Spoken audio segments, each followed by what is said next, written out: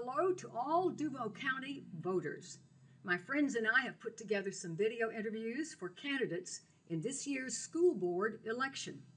We have developed a set of questions for the candidates to address, and we have allowed a period of free speech at the end of the interview for the candidate to give his or her perspective on the work they intend to do if elected by the citizens of Duval County.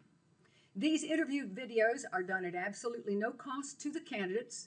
The members of the video team are doing this work to allow any school board candidate across access to the video interviews to use as they wish in their effort to inform the voters on their positions. The video team will make the video interviews available for the candidates' use in MP4 form and provide an electronic copy to the candidate. It is our hope that the video interviews will aid the voters in the selection of their school board member. We are happy to assist the candidates that chose to use this method of campaigning. All candidates that were qualified by the Supervisor of Elections were offered the opportunity to participate in this effort. Not all did. Thank you so very much for viewing these interviews today and deciding on your choice for school board. And now I want to introduce to you Timothy L. Sloan, who is running for school board here in Duval County, Florida, in District 4. Timothy? Good morning. How's everyone doing? We're fine. And I thank you for having me here this morning. You're so very welcome. Our first question today, and I might just say that all of the candidates were given the questions beforehand. So they've had time to think, and if they're praying individuals, to pray about their answers and so forth, what they want to present to you as the voter. So our first question this morning to you, Timothy, is why are you running for school board? I'm running for school board because this is truly for me about our children. Our teachers need a true voice, a voice that's fighting for them, but not only fighting for them, but that has been fighting for them to get them the resources that they need in order to propel our students beyond the standards. As well as when you look at the parents and the constituents of District 4, I'm running to give them a voice, to give them a seat at the table instead of a chair in the audience. In my vision, they have to be a part of this process in order to make our children and our schools better in School District 4. Yes. Question 2, what qualifies you for a position on the school board? What qualifies me for a position? My ability to lead and be accountable, my proven work ethic, my proven dedication, my proven commitment to this work, as well as I'm a good listener, I'm transparent, and the decisions that I make would be truly in support of what's in the best interest of our children. And question 3, how strong a reader are you? I would like to think that I'm a strong reader. I'm retired from the Army with 23 years. 14 of those years were in recruiting, so I had to do a lot of understanding of regulations, so I think I'm a very good reader. And question 4, have you overseen the generation and accounting of large budgets? Large budgets, no, but what I am a part of the Prince Hall Masonic family, and I've been put on committees where I've had to do audits of particular organizations, as well as I've presided over 6 organizations of leading men and women. And as the leader, as the elected leader of those positions, I've had to have a budget myself. And everyone that knows me knows that I'm about children and about what we can do in the community. So in overseeing those budgets, I've had to reallocate some funds to support my vision in every particular house that I was in charge of. Question number 5. Timothy, what are the most important issues facing the public classroom teacher? I think the most important issues facing the classroom public teacher, monthly when I sit in these meetings, these school advisory council meetings with the teachers, the principals, as well as the parents, I'm hearing the same thing. There's a behavior issue, there's a lack of resources, a lack of parental involvement, and a lack of time. So I would say that these 4 issues, based upon feedback from educators, these are the issues that they're facing in their daily classroom work. Question number 6. Does a united front always reveal the truth in a situation? Or we can ask it this way, Timothy.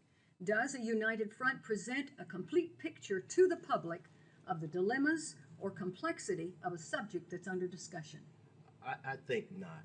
I think we need to stop dehumanizing particular concerns. I think when we're transparent with the public, let them know exactly what's going on, no matter how good or bad, I think the public will actually support us more. So I don't think it's always a good thing to do a united front, but what I do believe that after the vote has been taken, the majority rules, and we have to move on from there.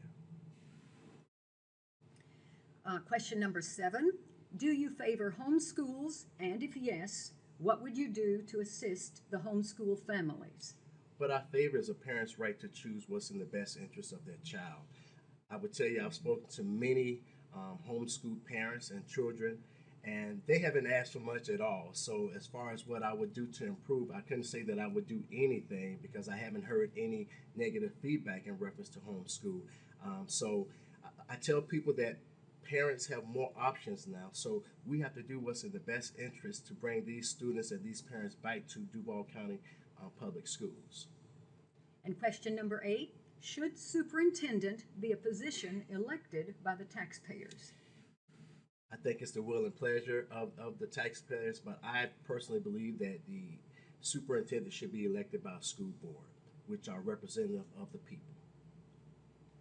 What, Timothy, are the first 3 things that you would seek to improve once you are elected? The first 3 things that I will seek to improve, can I give you 4? The first thing would be to maximize the resources that our teachers have. The second thing from my position is to be good stewards of taxpayers' money. And the third thing would be to be more transparent. Again, I believe in being honest with our constituents, with our parents, and with our community.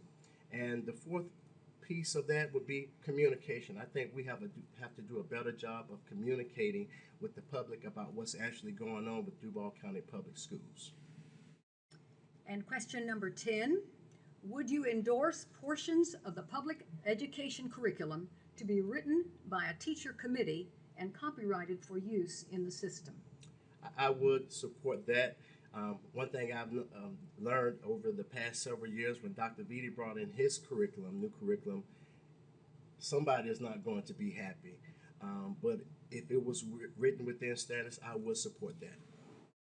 And question number 11, what is the real value for the students and the parents in a school system where teachers must join and obey a union?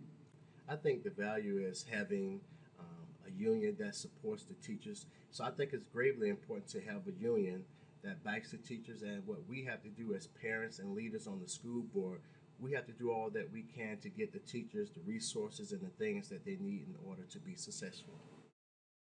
Now, voters, what we're going to do is have Timothy speak from his heart, perhaps things that he wants to say to you as Duval County, Florida voters that you have not heard in these questions. To the students, parents, educators, and constituents of School District 4, I want to share with you my vision for our school district. This vision is called my 4 points of priority, also known as my platform. These 4 points of priority are derived from 21 years of countless conversations and listening to the voices of students, parents, educators, and community members on education. These 4 points of priority are, number 1, student and teacher safety. Not only focusing on the outside getting in, but not being afraid to deal with the issues on the inside of our schools. We have to start having these uncomfortable conversations with our students in District 4. This will be accomplished by my initiative for our students here in our school district. This initiative will be called Chats with Your School Board Rep, which will be conducted 3 times a year. As leaders, we must ensure that we have a learning environment where everyone feels safe. Priority number 2, school customer service. Understanding the impact of a smile, a greeting, and a positive interaction between all stakeholders.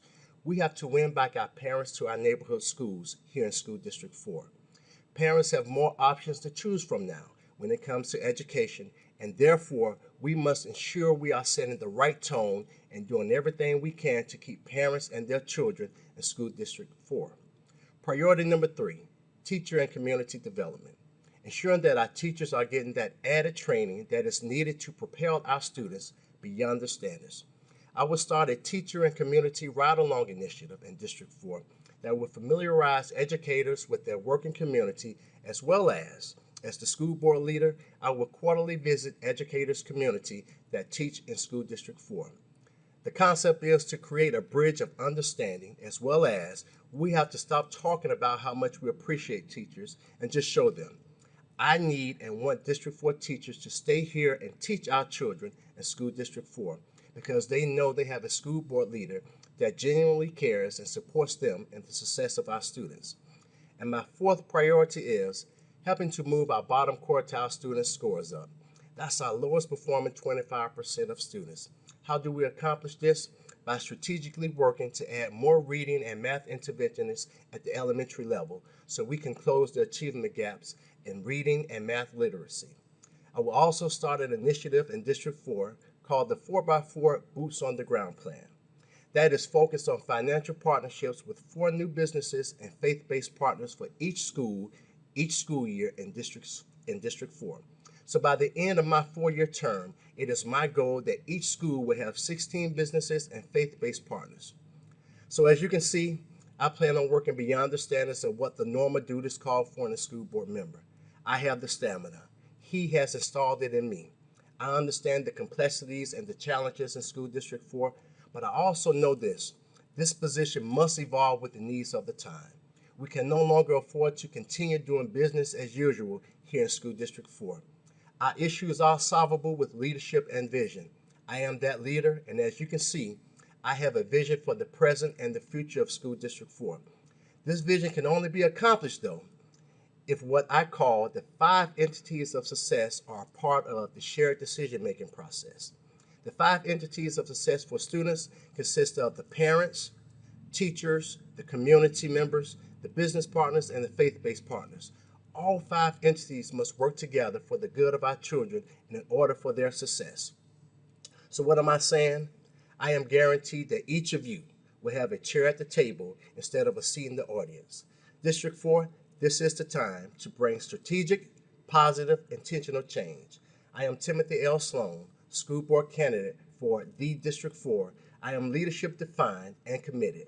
I am the only candidate that has been investing in the voices of the community for education and to educate here in District 4 in every school, every classroom, every student, every day. I ask for your commitment in voting for me as your school board leader for District 4.